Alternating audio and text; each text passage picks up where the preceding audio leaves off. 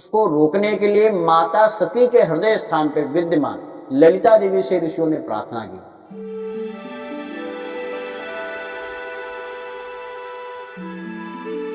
नमस्कार, राम राम, जय ललिता देवी। दोस्तों, आज हम आए हैं नैमिषारण्य में माँ ललिता देवी के मंदिर में। तो आइए माँ ललिता देवी के मंदिर के बारे में जानते हैं और माँ ललिता देवी के दर्शन करते हैं। तो चलिए चलते हैं।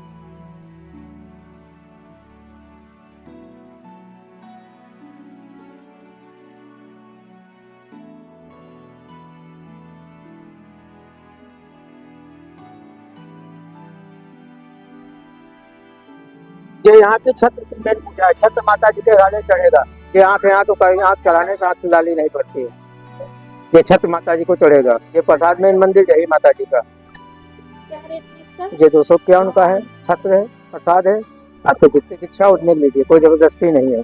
और इसके अलावा प्रसाद जितने की इच्छा उतने लीजिए। नहीं, ये जैसे बताया, इसके अलावा और कितने का है? जितने की इच्छा हो। इसका क्या आपने रेट लगाया? ये 501 का, इसमें बड़ा छत्र आएगा। ये बड़ा वाला छत्र आएगा। अच्छा, छोटा है और कम का लेना चाहे और कम का कितने का है? 51 का है, 101 का है, जितने की इच्छा हो। फिर बता दीजिए ना कौन से कैसे। ये 101 का है, 51 का है, जितने की इच्छा हो।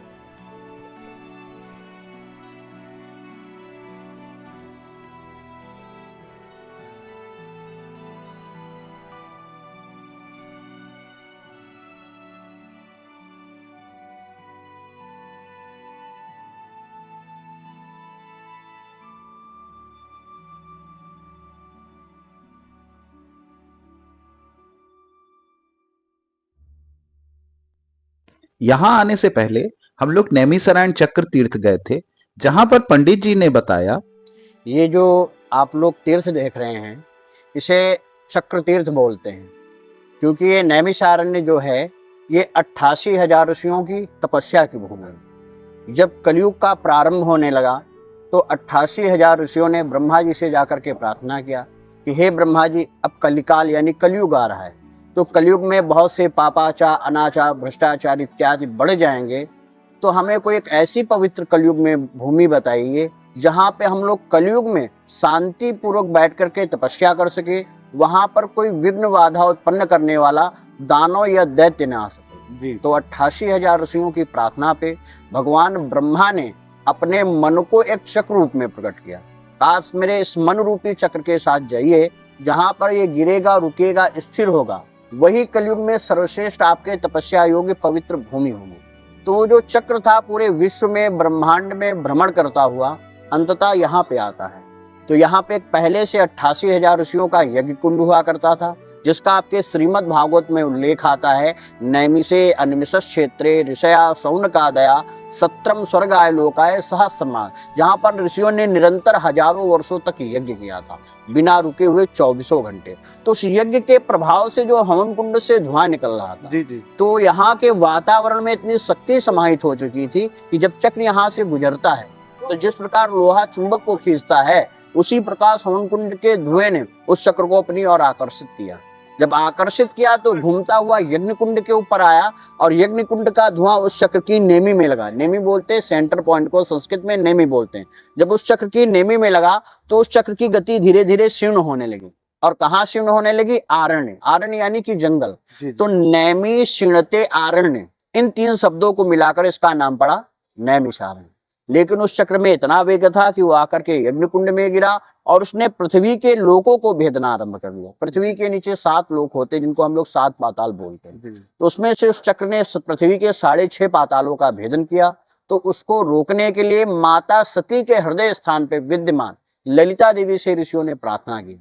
तब उन्होंने चक्र की शिखा को आकर के 6.5 पाताल पे रोका है। तब 84 कोस यानी 252 किलोमीटर की परिधि में बैठ करके ऋषियों ने तपस्या किया, अपने मनोवांछित फलों की प्राप्ति किया और ये सिद्ध किया कि आने वाले कलिकाल यानी कलयुग में जब भी मनुष्य यहाँ पर आकर के थोड़े से समय में भजन, पूजन, जप, तप इत्यादि करेगा, तो जैसे ऋषि मुनि सतयुग, त्रेता, द्वापर युग में हजारों वर्ष तपस्या करके वो फल प्राप्त करते थे, यहाँ पर आकर के क्षण मात्र में उसी फल की प्राप्ति होगी और मनोकामनाओं की पूर्ति होगी।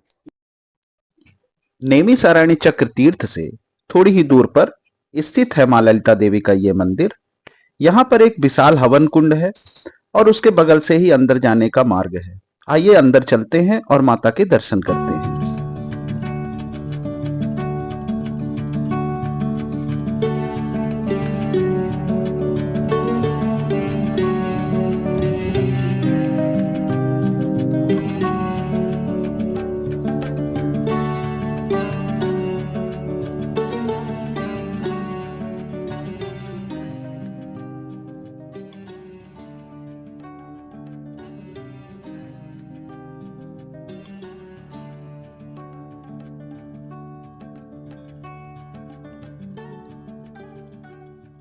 जैसा कि पंडित जी ने बताया कि मां ललिता देवी ही वो देवी थी जिन्होंने ब्रह्मा जी द्वारा छोड़े गए मन रूपी चक्र को पाताल में जाने से रोका था।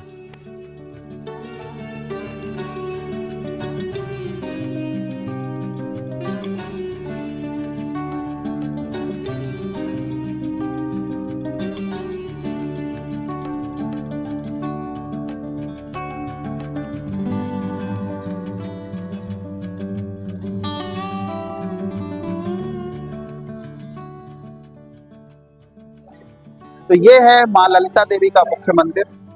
माँ ललिता देवी के दर्शन हम लोगों ने किया और आपको माँ ललिता देवी के बारे में जो भी जानकारी पंडित जी ने बताई आपको कैसी लगी और यह वीडियो कैसा लगा कमेंट कर जरूर बताएं।